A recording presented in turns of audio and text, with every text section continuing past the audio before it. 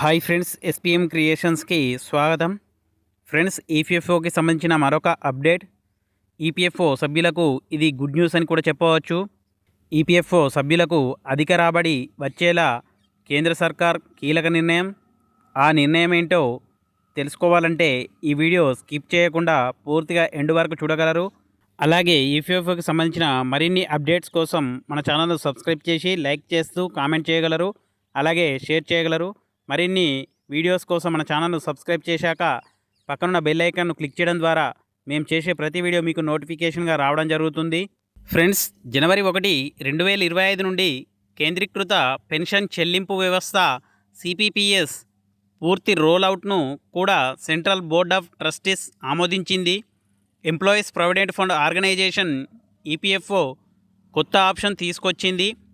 EPF పరిధిలోకి వచ్చే అర్హులైన ఉద్యోగులు, కార్మికులు, పింఛనుదారులు అధిక రాబడి పొందేందుకు యజమానితో కలిసి ఉమ్మడి ఆప్షన్ అందుబాటులోకి తీసుకొచ్చింది.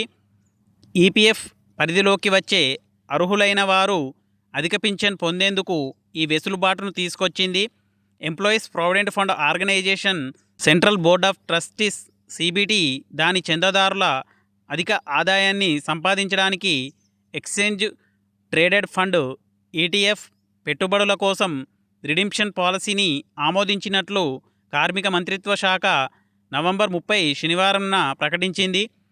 ఈటీఎఫ్ల నుంచి తిరిగి కేంద్ర ప్రభుత్వ రంగ సంస్థలు భారత్ 22 ఫండ్స్లో 50% రిడిమ్షన్ రాబడిని తిరిగి పెట్టుబడి పెట్టడానికి సిబిటి ఆమోదించిందని ఈపీఎఫ్ వర్గాలు తెలిపాయి. పాలసీలో కనీసం 5 ఏళ్ల పాటు నిధులను కలిగి ఉండాలి.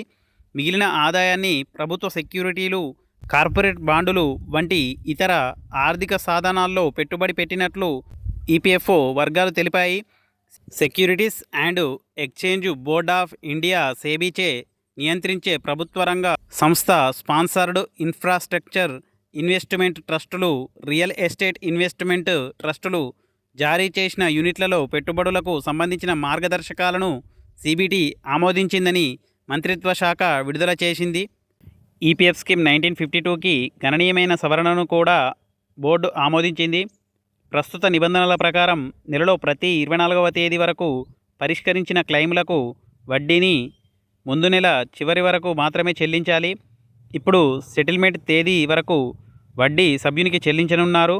దీనివల్ల సభ్యులకు ఆర్థిక ప్రయోజనం చేకూరుతుందని, ఫిర్యాదులు తగ్గుతాయని ఆ ప్రకటనలో పేర్కొంది.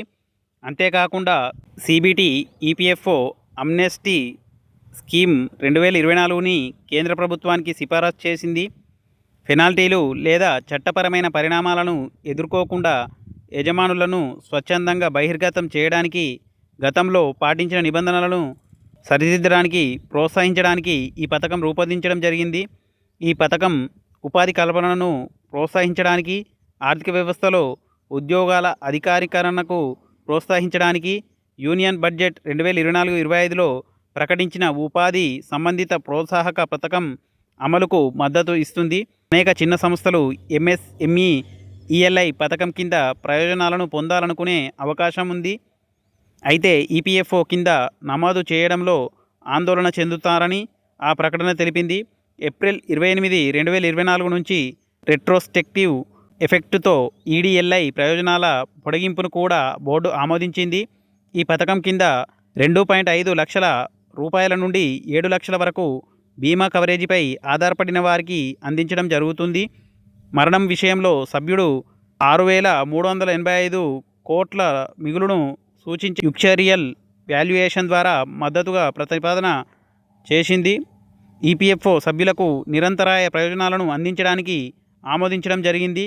అలాగే గృహ నిర్మాణం, వివాహం, విద్య కోసం అడ్వాన్సులు కోరే వారితో సహా ఆటో క్లెయిమ్లు సెటిల్మెంట్ సదుపాయం పరిమితిని గతంలో 50,000 నుండి ₹1,00,000కు పొడిగించారు. అలాగే ఈపీఎఫ్ వివరాల కేంద్రీకృత సేకరణ కోసం బ్యాంకుల ఎంపానెలింగ్కు సంబంధించిన ప్రమాణాలను సరళీకృతం చేసే ప్రతిపాదనను సిబిటి ఆమోదించింది. ఇది ఇప్పుడు ఆర్బీఐ ఆమోదం పొందిన అన్ని ఏజెన్సీ బ్యాంకులకు కలిగి ఉంటుంది. అదనంగా సిబిటి ఆర్బీఐ ఏజెన్సీ బ్యాంకులు కానటువంటి ఇతర షెడ్యూల్డ్ వాణిజ్య బ్యాంకుల ఎంపానెలింగ్ను ఆమోదించింది.